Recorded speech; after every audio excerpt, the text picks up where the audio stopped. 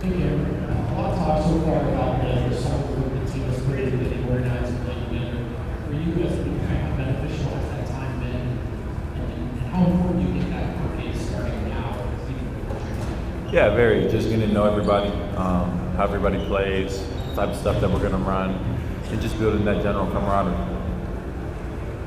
can't welcome to Denver, first of all. Last year, you expanded your aggressiveness as a scorer off the dribble. Was that difficult to sort of rewire your brain to be more aggressive in those moments? And do you foresee it being difficult to maybe balance now keeping that while also fitting into a team that has a lot of offensive options? No, not at all. It was fun, actually. Being able to be put in those situations and try to figure out how to score, how to generate shots for my teammates, and how to keep the offense moving. And I don't think it'll be a problem in what I'll do here. I'll play my game, try to complement the guys that we have, and at the end of the day, it's all about winning, man. So just doing whatever it takes to win. What would success look like for you here? Obviously winning, the team winning, but for you personally, how would you like best to contribute to that? It's a tough question to answer simply. Just do what I do on a nightly basis. Bring an element of shot making, an element of defending, and just being a connector, somebody that the team trusts, the coaches trust, my teammates trust, and trying to spin that in as many wins as possible. Cam, with you being new to the city of Denver here, what are some of the things you've done to acclimate yourself to the city if you've had time? And what would you say some of your favorite aspects of Denver? I golfed a little bit with some of the guys. Walked around the zoo for a couple of minutes the other day. Drove around a bit, got stuck in traffic on 25. I think that's one of the big things about it. Took that long drive to the airport a couple times. But it's a cool city. The people are cool. Everybody in this building has been great so far, and I'm excited to be here.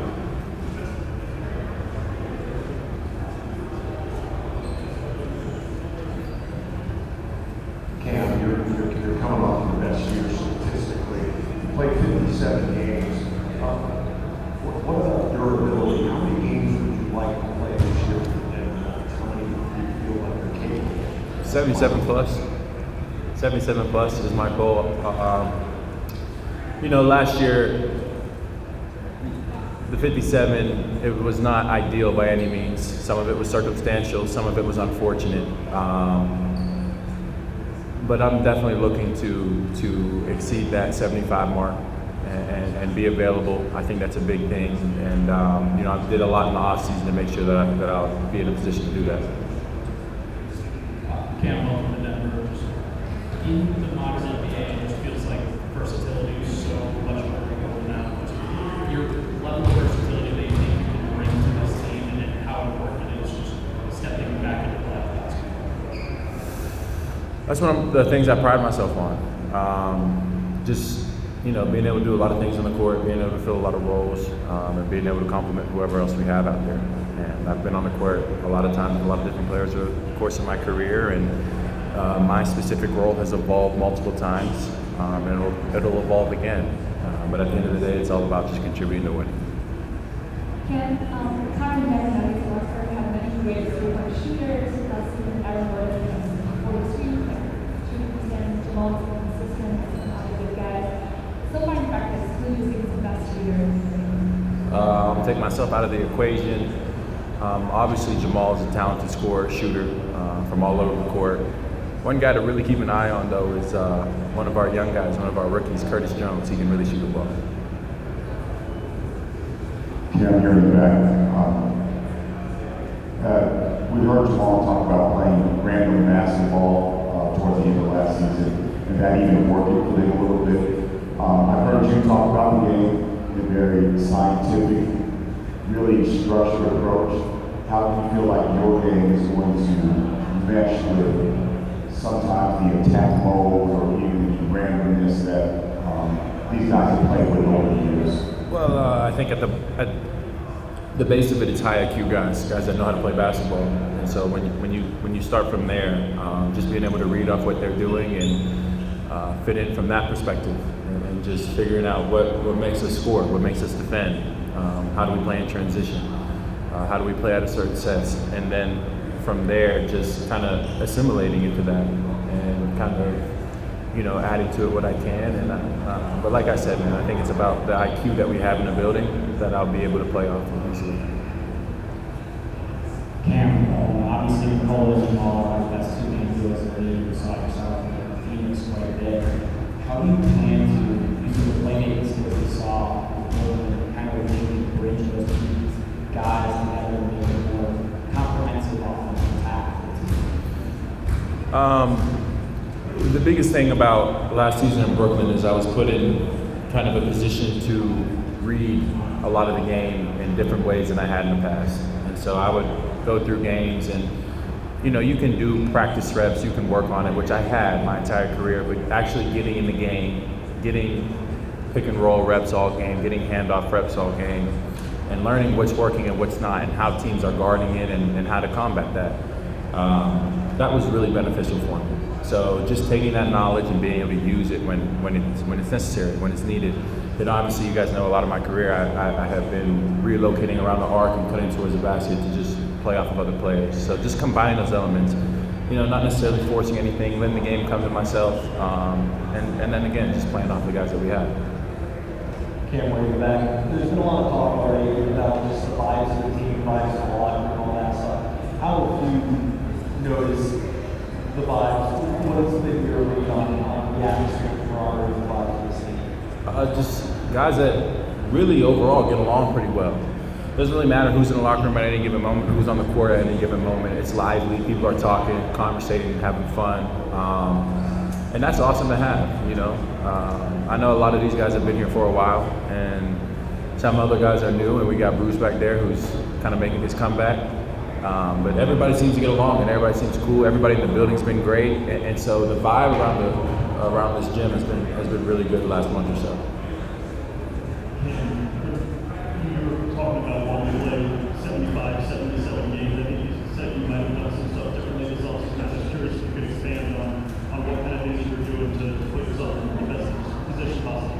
Well, let me clarify there is that obviously 82 is always the goal. I was just trying to give myself that little wiggle room so that one game, they're like, you already missed it. Last season, I think I missed a good couple weeks span with an ankle injury, right? An ankle injury that occurred with 1 second left in the game against Milwaukee, going after a loose ball to finish the game. I ran into a teammate, stepped on his foot, and there went that month, So some of the things you can't always control, but from the things I can control perspective is just making sure that everything's solid. Everything, strength is in the right spot, aerobic conditioning is in the right spot, and everything that filters down. And then with the rest, just pray for health and keep on working. Yeah. You've been at this at this level for a while now. You've played on some good teams and some not so good teams. Your time, what have you learned about the essential components of what leads to success in winning? There's a lot of things. One thing that I've seen is that when a system is adopted throughout the team and a culture is adopted throughout the team, from top to bottom, 1 to 15, everybody knows their role, everybody knows what they're supposed to do, everybody knows how to execute offensively, defensively. That is kind of the base of it. I think the really good teams that I've been on, you just step into a game with this sort of confidence in the talent that you have on the team, but also confidence in the game plan and how you're going to execute it, and how quickly you can get into sets, how you can respond to adversity, how you can defend, what is the specific game plan for defense, and do you have the knowledge of the personnel you're playing against. Those are the things that have really kind of been the basis of good teams, and then talent kind of takes you the rest of the way. Hey, welcome to the program. Can you what can you contribute to this team to be better? But what kind of team you can get from this team or any specific player to improve your game and be better as a team in this new era? What can I do to contribute to that? No, what can you take from your team from Denver to improve your game, to build this new team? There's stuff you can take from everybody. There's stuff I can take from every teammate that I've had in the NBA. There's stuff that I can take from coaching staffs that I've had, players, teammates that I've had. I think a lot of it for me this year is going to come down to just finding a rhythm with the guys that we have on the team. You know, I'm not anticipating a situation where I have the ball in my hands 90% of the time. It's going to be something where I have to learn to read and react. I have to learn how to take advantage of opportunities and make the most of it. We got a lot of guys that you can learn a lot from various aspects of the game on this team, and that's what I love to do. That's one of the biggest parts of it for me, is just trying to get better mentally at the game as much as physically. Hey, Cameron, in the back. Even though you're from Pittsburgh, you told us you're a huge Bengals fan. So how bummed are you have to miss the game today? And do you think your team, without Joe Burrow, has any chance against the Broncos? How do you see it playing out? It's a great question.